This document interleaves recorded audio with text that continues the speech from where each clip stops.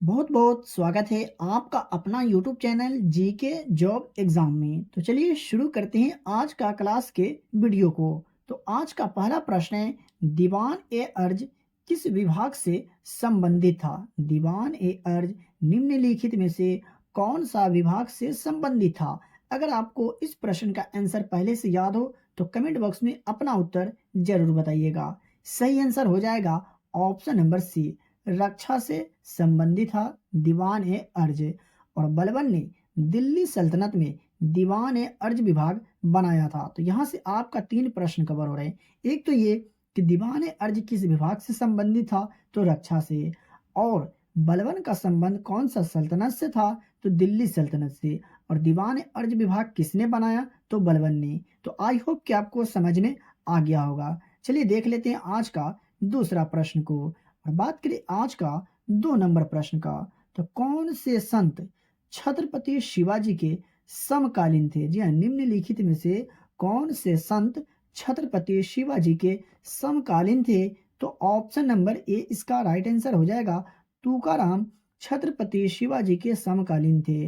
और मराठा साम्राज्य के संस्थापक कौन थे? तो छत्रपति शिवाजी। तो ये भी आप नोट करते हुए चलिए। देख लेते हैं आज का 3 नंबर प्रश्न को। तो राष्ट्रीय पिछड़ा वर्ग आयोग के प्रथम अध्यक्ष कौन थे? जी हाँ, राष्ट्रीय पिछड़ा वर्ग आयोग के प्रथम अध्यक्ष निम्नलिखित में से कौन थे? तो काका कालेलकर राष्ट्रीय पिछड़ा आयोग के प्रथम अध्यक्ष थे। तो इसका राइट आंसर हो जाएगा ऑप्शन नंबर ए।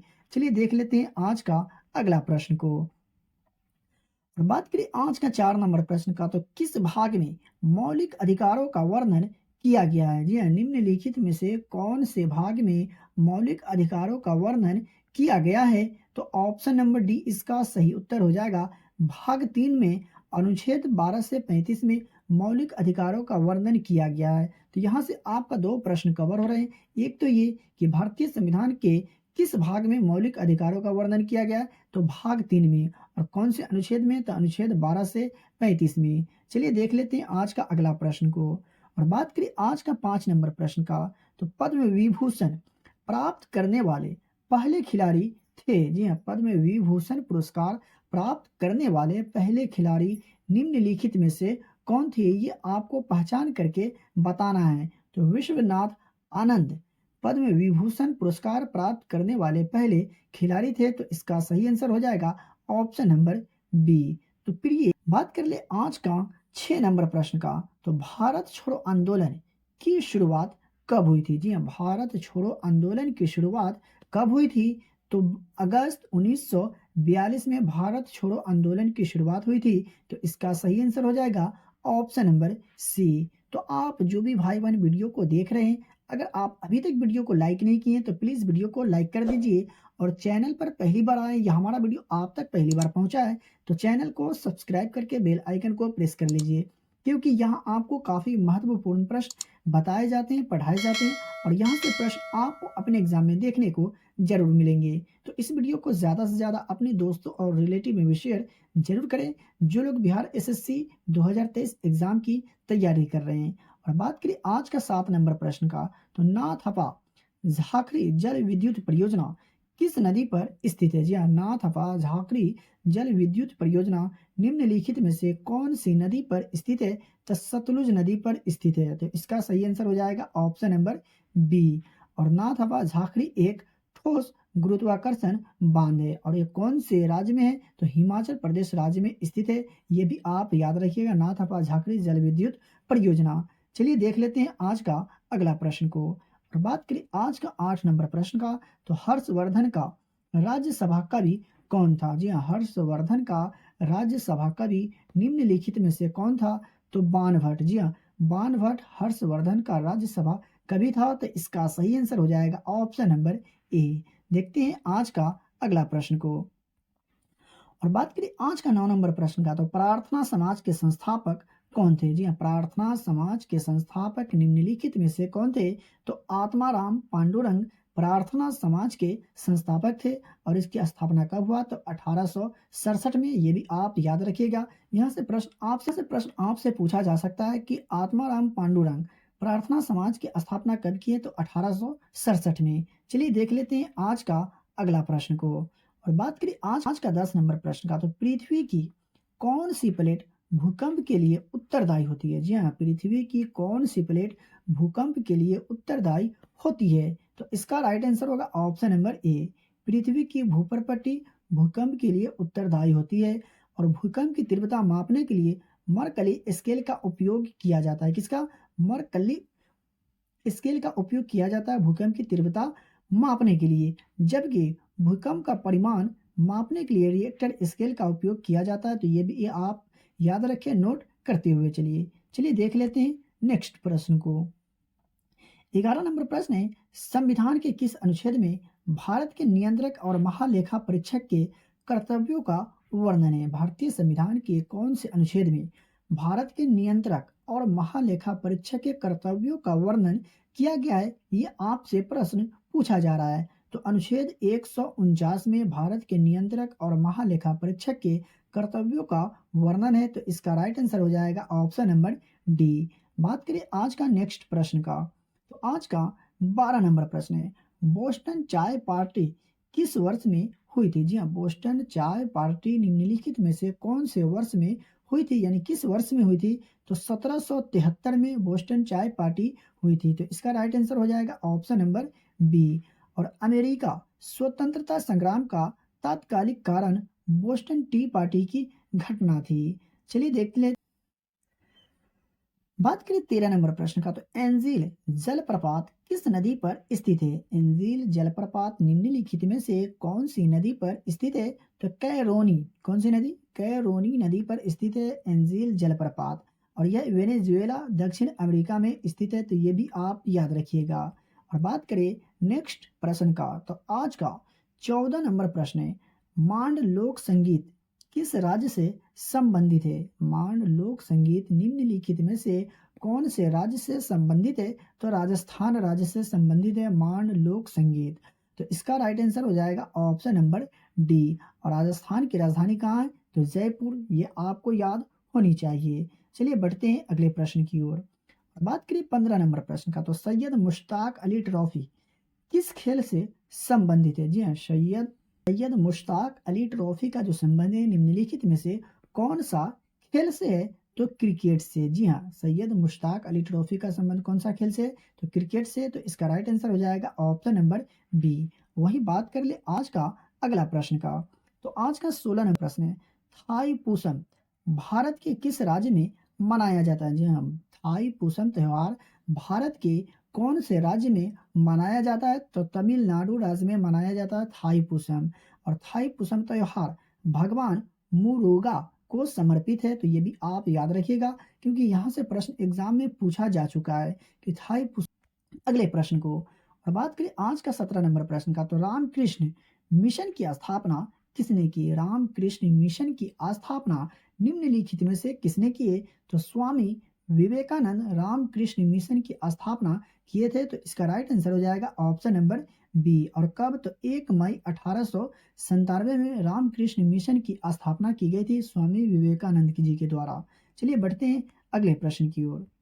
और बात करें आज का 18 नंबर प्रश्न का, तो निम्नलिखित में से कौन सा शहर सरयू नदी के तट पर स्थित है? जी हाँ, निम्नलिखित में से कौन सा शहर सरयू नदी के तट पर स्थित है? राइट आंसर हो जाएगा ऑप्शन नंबर बी, यानी अयोध्या जो है ये सरयू नदी के तट पर स्थित है।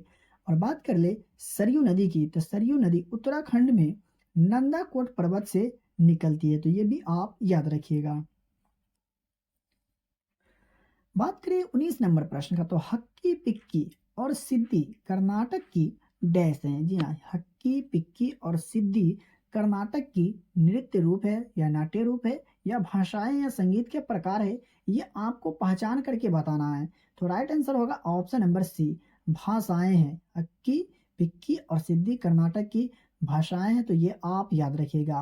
और बात कर ले कर्नाटक की नृत्य का, तो पूजा कुनीथा पाटा कुनीथा जो है कर्नाटक की प्रमुख नृत्य है। चलिए देख लेते हैं अगले प्रश्न को। बात करें आज का 20 नंबर प्रश्न का, तो राष्ट्रपति निम्नलिखित में से किसका हिस्सा नहीं है या किसका हिस्सा है, ये आपको पढ़ करके बताना है, पहचान करके बताना है। लेकिन उससे पहले अगर आपको आज का सेशन अच्छा लग रहा हो तो प्लीज़ वीडियो को लाइक ज़रूर कर दीजिएगा और चैनल पर पहली बार आए तो चैनल को भी सब्सक्राइब करके बेल आइकन को प्रेस कर लीजिएगा। तो इसका राइट आंसर हो जाएगा ऑप्शन नंबर बी, संसद का एक हिस्सा होता है राष्ट्रपति। हालांकि वह दोनों सदनों में से किसी भी सदन का सदस्य नहीं होता है। कौन? भारत के राष्ट्रपति संसद का एक हिस्सा होता है, लेकिन वह दोनों सदनों में से किसी भी सदन का सदस्य नहीं होता है। आई होप कि आपको समझ में आ गया होगा। और वर्तमान में भारत के राष्ट्रपति कौन है? तो द्रौपदी मुर्मू। और बात करें 21 नंबर प्रश्न का, तो doctor B R Ambedkar Bharat के किस राज्य से संविधान सभा के लिए चुने गए थे? जी हाँ, डॉक्टर भीमराव अंबेडकर भारत के किस राज्य से संविधान सभा के लिए चुने गए थे? तो पश्चिम बंगाल राज्य से संविधान सभा के लिए चुने गए थे। कौन? डॉक्टर भीमराव अंबेडकर। और भारतीय संविधान का जनक किन्हें कहा जाता है? तो डॉक्टर भीमराव अंबेडकर को। ये भी आप याद रखिएगा। चलिए देख लेते हैं अगले प्रश्न को। आज का 22 नंबर प्रश्न है, दिल्ली का पहला सुल्तान कौन था जिसने भूमि की माप का आदेश दिया था? जी हाँ, दिल्ली का पहला सुल्तान कौन था जिसने भूमि की माप का आदेश दिया था? तो राइट आंसर होगा option number C, Alauddin Khilji Delhi का पहला सुल्तान था जिसने भूमि की माप का आदेश दिया था। और भारत में दिल्ली सल्तनत की स्थापना करने वाला शासक कौन था? तो कुतुबुद्दीन ऐबक था। आपको बिल्कुल भी कंफ्यूज नहीं होना है। चलिए देख लेते हैं दूसरे प्रश्न को। बात करें 23 नंबर प्रश्न का, तो निम्नलिखित में से किसने ब्रिटिश ईस्ट इंडिया कंपनी के नियंत्रण के खिलाफ विद्रोह नहीं किया? जी हाँ, निम्नलिखित में से किसने ब्रिटिश ईस्ट इंडिया कंपनी के नियंत्रण के खिलाफ विद्रोह नहीं किया? ये आपको पहचान करके बताना है। तो इसका राइट आंसर होगा ऑप्शन नंबर बी, हैदराबाद के निजाम जो था ये ब्रिटिश ईस्ट इंडिया कंपनी के नियंत्रण के खिलाफ विद्रोह नहीं किया। चलिए देख लेते हैं दूसरे प्रश्न को। और बात करें 24 नंबर प्रश्न का, तो बंगाल में नील विद्रोह कब हुआ था? जी हाँ, बंगाल में नील विद्रोह कब हुआ था? तो इसका राइट आंसर होगा ऑप्शन नंबर ए, मार्च 1859 में बंगाल में नील विद्रोह हुआ था। तो ये आपको याद रखना है। बात करें 25 नंबर प्रश्न का, तो निम्नलिखित में से कौन राष्ट्रवादी समाचार पत्र नहीं था? निम्नलिखित में से कौन राष्ट्रवादी समाचार पत्र नहीं था? तो द टाइम्स ऑफ इंडिया जो था राष्ट्रवादी समाचार पत्र नहीं था। और वही बात कर ले आज का 26 नंबर प्रश्न का। 26 नंबर का प्रश्न क्या कहता है, गोपाल हरि देशमुख ने निम्नलिखित में से कौन सा साप्ताहिक समाचार पत्र शुरू किया था? जी हाँ, गोपाल हरि देशमुख ने निम्नलिखित में से कौन सा साप्ताहिक समाचार पत्र शुरू किया था? राइट आंसर हो जाएगा ऑप्शन नंबर डी, ही तेछू नामक समाचार पत्र शुरू किया था। किसने? गोपाल हरि देशमुख ने। और वही बात कर ले आज का 27 नंबर प्रश्न का, तो जल का घनत्व अधिकतम होता है, जल का घनत्व अधिकतम कितना होता है? तो राइट आंसर होगा option number B, 4 degree Celsius जल का घनत्व अधिकतम होता है। और वही बात कर ले जल का सूत्र का, तो H2O जल का सूत्र होता है। तो ये आप याद रखिएगा, नोट करते हुए चलिए देख लेते हैं आज का 28 नंबर प्रश्न का, तो ओजोन डैश से जैव मंडल की रक्षा करता है? ओजोन निम्नलिखित में से किन से जैव मंडल की रक्षा करता है? ये आपको बतलाना है। राइट आंसर हो जाएगा ऑप्शन नंबर बी, पराबैंगनी किरणें से जैव मंडल की रक्षा करता है। कौन? ओजोन। चलिए देखते हैं दूसरे प्रश्न को। आज का 29 नंबर प्रश्न है, एक बंद कमरे में कोयला जलाने से डैश गैस उत्पन्न होती है? एक बंद कमरे में कोयला जलाने से निम्नलिखित में से कौन सी गैस उत्पन्न होती है? ये आपको पहचान करके बताना है। राइट आंसर होगा option number B, carbon monoxide gas उत्पन्न होती है एक बंद कमरे में कोयला जलाने से। और कोयले को कितने भागों में विभाजित किया जाता है? तो 4 भागों में। ये भी आप नोट करते हुए चलिए देख लेते हैं अगले प्रश्न को। बात करें 30 नंबर प्रश्न का, तो पीतल निम्नलिखित में से किस धातु का मिश्र धातु है? जी हाँ, पीतल निम्नलिखित में से किस धातु का मिश्र धातु है? तो तांबा और जस्ता का। जी हाँ, पीतल जो है निम्नलिखित में से किस धातु का मिश्र धातु है? तांबा और जस्ता का। तो इसका राइट आंसर हो जाएगा ऑप्शन नंबर बी। चलिए देखते हैं अगले प्रश्न को। और बात करें 31 नंबर प्रश्न का, तो 1 केजी वजन किसके बराबर है? जी हाँ, 1 किलोग्राम वजन किसके बराबर है? ये आपको बतलाना है। तो इसका राइट आंसर होगा ऑप्शन नंबर ए 9.8 न्यूटन के बराबर होता है 1 केजी यानी 1 किलोग्राम। चलिए देख लेते हैं दूसरे प्रश्न को। और बात करें आज का 32 नंबर प्रश्न का, तो दूध को दही में संघनित करने वाला एंजाइम है। जी हाँ, दूध को दही में संघनित करने वाला एंजाइम निम्नलिखित में से कौन सा है? तो रेनिन। जी हाँ, रेनिन जो है दूध को दही में संघनित करने वाला एंजाइम है। तो इसका राइट आंसर हो जाएगा ऑप्शन नंबर ए।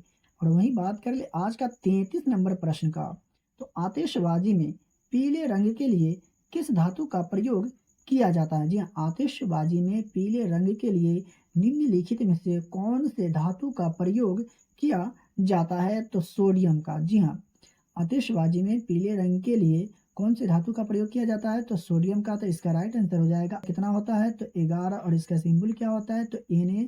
ये आप याद रखिएगा। चलिए देख लेते हैं अगले प्रश्न को। और बात और बात करें 34 नंबर प्रश्न का, तो सिलिकॉन किस प्रकार का पदार्थ है? जी हाँ, सिलिकॉन जो है निम्नलिखित में से कौन से प्रकार का पदार्थ है? तो इसका राइट आंसर होगा ऑप्शन नंबर ए अर्धचालक। जी हाँ, सिलिकॉन जो है किस प्रकार का पदार्थ है? तो अर्धचालक।